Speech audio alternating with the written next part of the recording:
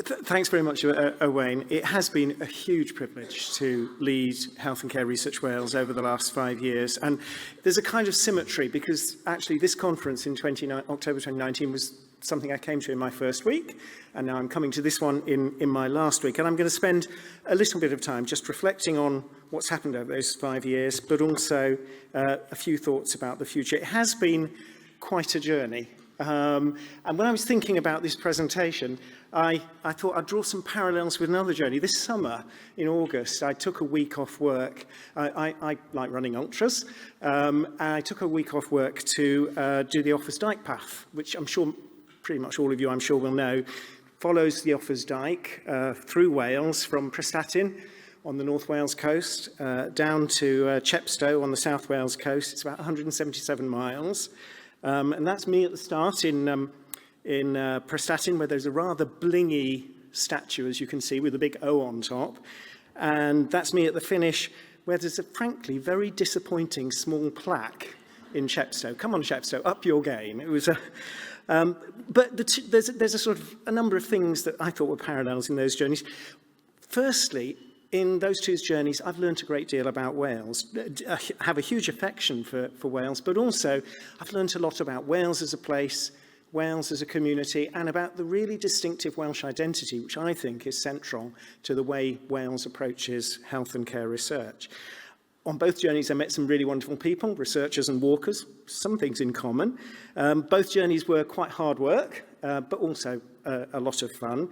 And at the end of both journeys, I sort of had a sense of achievement, a bit of sadness that it had come to an end, and also a tinge of relief. I can certainly say in Chepstow I was a bit footsore. But it's when you look back on a journey, isn't it, that you realise how far you've come. And that's kind of what I want to do over the next couple of slides. It's about less than 6 months after I took on the role, something happened. We had a pandemic, didn't we? And when just think back to what you did and how you felt in February 2020. It was the strangest of times. I went on a skiing holiday in February 2020 and came back, and about 2 weeks later, people were coming back from French skiing resorts with COVID. You remember the scenes in Italy? And then a few weeks later, when all the schools closed and so on. When you look back, it's extraordinary. It's probably the most significant societal shock any of us are ever going to live through. And it was terrible. It feels a bit like a fever dream now when you look back at the stuff that happened and the things that we all did and the extraordinary heroism that lots of people showed in that pandemic. But it was research's golden hour. It was research that got this country and the world through that pandemic. It was research that saved lives, that found the therapeutics, that found the vaccines, that told us about health behaviours, that enabled us to measure and monitor the infection. It was research that was central, absolutely central to policy and practice. And I think it's really important to keep saying that, even now, though I think many people would quite like to forget what happened in the pandemic. It's worth mentioning some of the things that I think we learned from that pandemic. One was, when we put research absolutely central to the mission of the health and care system, it can make a massive difference and do so really quickly. Many of you will remember the big trial for therapeutics, the recovery trial, set up in 9 days from initiating it to recruiting the first patient. First results about a significant therapeutic, dexamethasone, in 6 weeks. And once that was confirmed that it was an effective treatment in hospitals, it was in national guidance within 24 hours. It was really extraordinary. I think we can all be hugely proud of what happened in that time. I think we learned that research needed to move at the pace of the problems we're trying to solve. That we needed to have a mission, if you like, in research that was closely coupled to the needs and priorities of the health and care system. The pandemic is now, for most of us, an unpleasant memory. But I think as the pandemic, subsided, it's really important that we don't forget the lessons that we took from the pandemic and the achievements that the health and care research system made in that pandemic. As the pandemic subsided, we set about trying to work out what we would do next. Do we just go back to doing business as usual research as we did before, or do we try to incorporate some of those lessons into the way we go forward? And we tried to do that in the plan that we then produced for Health and Care Research Wales in 2021.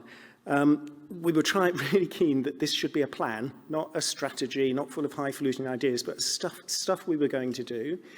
Made it very straightforwardly honest about where health and care research in Wales was, and emphasised the need to make choices, something Frank Atherton said this morning, about what research we did, to focus on excellence, and to do what we could to raise our game. I'm not going to go through everything that we did over the last 5 years. You'll be very pleased to know, I'm sure. But I do want to pick on a few things. I've got a couple of slides of those achievements. I'm just going to pick out one or two. Frank actually listed quite a number of them in his plenary this morning. One of them that I am inordinately proud of, although I can't really take much credit for, is the creation of the Health and Care Research Wales faculty. We recognised very early on that there was a problem, that having a good career in health and care research in Wales was difficult, that we struggled to retain great researchers, the future research leaders, because there were often better opportunities if they crossed the border into England, crossed Offers Dyke. And so we set about creating the Health and Care Research Wales faculty to provide that talent pipeline, to provide support to people and mentorship, to make sure people could have a good career here in Wales, and indeed to attract people from England to come and work in Wales because it's such a lovely place, it's a great research community, and there are opportunities for them to work.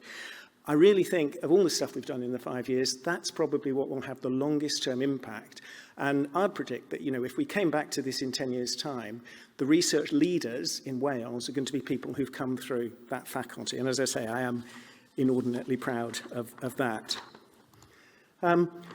We've also worked to review the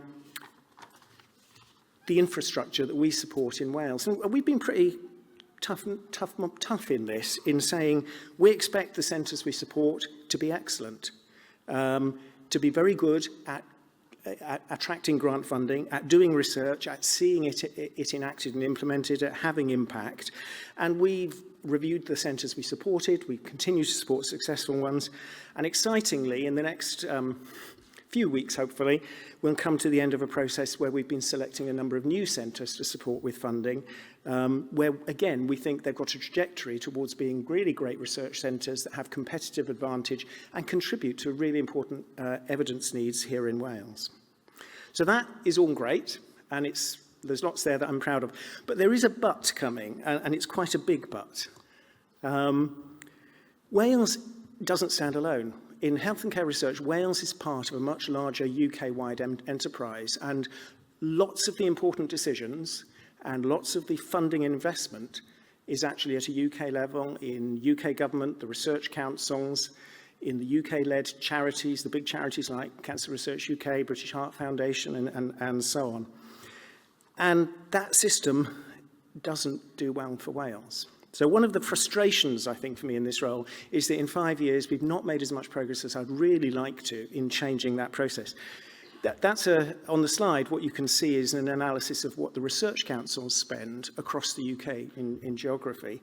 And the right-hand column is the one that really sort of, makes you feel a bit sad, because Wales gets the smallest share of research council spend per capita in all the 4 nations and regions of England in the UK. £9 a head in Wales, £52 a head in London, £45 a head in Scotland. There's an interesting story behind that. £44 a head in the east of England. And quite a bit of my time, and Frank alluded to this earlier, in this role, has been spent banging that message home in every UK forum that I attend on behalf of Wales, and pushing the point that Wales is not well served by the research ecosystem in the UK. It is the most skewed research ecosystem for health and care research of any country in Europe. And in fact, when you make comparisons, the UK does poorly, partly because its system is so skewed towards the Greater South East, as it's sometimes called, which is basically London, Oxford, and Cambridge. That's not where most of the health problems are. That's not where most of the patients are. That's also not where most of the research community are. So we're kind of playing a team sport, but we've only got, half the team on the field. A statistic I again often cite is 58% of the spend from these UK funders is in the Greater South East. Why is that? Okay, and there are several reasons for it. Partly it's about history and path dependency. That's where the money has always been. Partly, and I'll be frank, I can be frank because it's the end of my job. I can be really sort of, no one can fire me now. Partly it's about the dominance of self-interest in the embedded interests of very powerful stakeholders in the sort of biomedical fraternity, particularly in the Greater South East. Oxford, Cambridge and London, incredibly powerful institutions. And it's partly about, and I've been shocked by this because I'm not Welsh, I live in the northwest of England, but it's partly about an astonishing ignorance about Wales, about the devolved settlement and about the devolved government that you encounter when you go to these institutions, which are nominally UK institutions, but have a very England-centric view of the world. And that's the thing that we have been fighting. So the MRC, the Medical Research Council, a couple of weeks ago, came down to Swansea for a visit. They brought the whole council down, had a very great, nice dinner, they had a meeting and so on. And so I thought, well, what have I got to lose? I'll use this slide in my presentation, which you can see here, to make the point. The MRC spends about £16 million a year in Wales of its 800 and something million a year budget. So about 1.9%. A population proportionate share would be about 40 million a year. So there's a £24 million gap. If you think about it, over 10 years, that's $250 million of investment foregone. Again, you can tell that's a statistic I've quoted quite a few times in some of these UK forums. If you look at the MRC and where all its institutes, centres and units are, it funds about 33 of these. They have substantial core funding, ongoing funding. 33 of them, 11 are in London, 7 are in Cambridge, 5 are in Scotland, 4 are in Oxford. The rest of England gets 4. There are 2 network ones, which I'll briefly come back to, none in Wales, none in Northern Ireland. And that's the kind of thing that we have to sort of, push against going forward. And we've spent quite a lot of time in the last 5 years. There has been some movement. The last government, you will remember, was very keen about a rhetoric of levelling up and, adjusting the skewed economy, including in research, the importance of place. And there are lots of warm words in plans from UKRI, the MRC and other, but what we haven't really seen is a change. And it's the change that we really want to see. So, my last slide, second last slide actually, I think. If I was recommending to my successor, their post hasn't been advertised yet, but it will be, and I am very keen to see someone come into it who wants to kind of carry on with some of this. What would I be advising them? The first point relates to that couple of slides I've just used. We need to have a much more assertive engagement with UK funders and institutions to press for further changes in that area where that disadvantage I've outlined, it has been like that for years. And we need to make better use of the levers we have as a devolved government and as a nation, which entitle us to a seat at many of those UK tables and opportunities to influence. We need to be much more assertive and self-confident, actually, about the contribution of Welsh research. That's an important task for us going forward. At the same time, we have to challenge ourselves. And I think we've tried to do this over the last 5 years, and it needs to carry on. That's challenging our universities to make some difficult choices about the areas in which they are really going to be UK and internationally competitive in research, to recognise that we can probably do fewer things well or more things not quite as well. And there's a really important trade-off there. Equally, we need to challenge ourselves in government and in the NHS and in social and care organisations to make research central to what we do, to see research as the mainstream of service delivery, not something that people do in their spare time or when they've completed all their clinical commitments, and also, really importantly, to use research in our own decision-making. And finally, Wales is a small country. We have 11 health boards and trusts, we have lots of councils, we have multiple social care providers, and we need to work collaboratively together in order to make good decisions about research investments and priorities. We are so much better when we work together. And in areas where we have worked together, I think we really do perform incredibly well.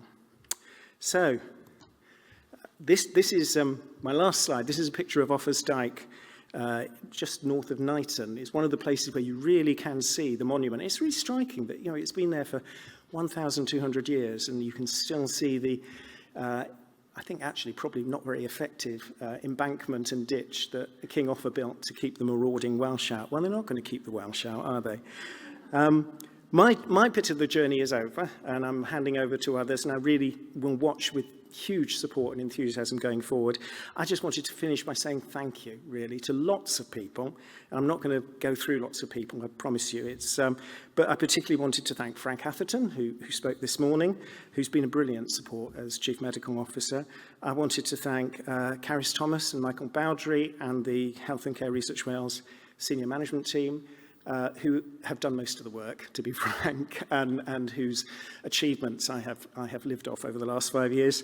And I wanted to thank all of you for coming to the conference. The conference I came to back in 2019 had about 300 people here. This conference has had over 600 here, and I think that is a really important sign of the strength, resilience, and future prospects of health and care research in Wales. So thank you very much.